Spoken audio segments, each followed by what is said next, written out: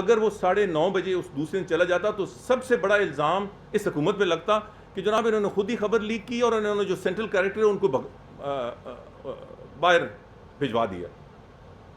अब जो उसका जर्नलिस्ट है उस पर कोई कदगन नहीं लगी है, he is a free man, उस पर कोई प्रेशर नहीं होगा इंशाल्लाह, उसे कोई किसी किस्म का दबाव नहीं होगा।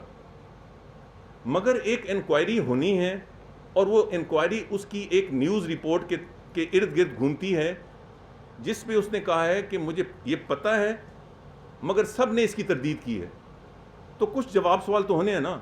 अगर मैं गलत आपको वज़ीर दाखिला होने के बावजूद एक गलत खबर दूं जिसमें मेरी मुल्क का सिक्योरिटी कॉम्प्रोमाइज़ हो रही है तो मैं जवाबदेह हूं।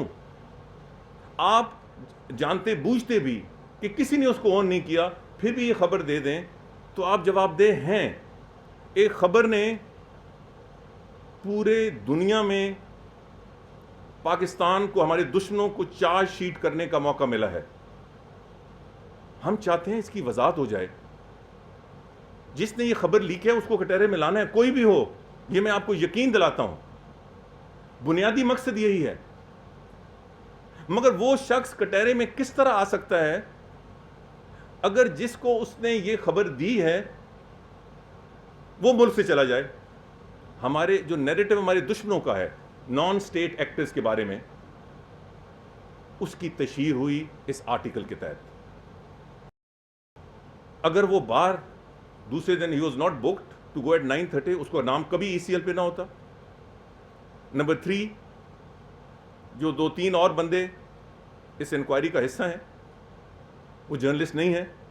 दे will also not, they are also on our antennas, they will not be allowed to go abroad. अगर ये 9:30 बुक्ड ना होता तो उसका नाम उसके अंबार ना जाने देते जब तक इंक्वायरी खत्म ना होती।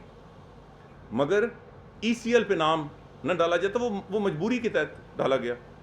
ये इंक्वायरी आइंदा 2-3 हद है, वीकेंड आ गया, 4 दिन में ख़त्म हो जाएगी। फिर हर एक को आज़ादी होगी जो भी अपनी वो काम करना चाहे, उस पर कोई रुकावट नहीं।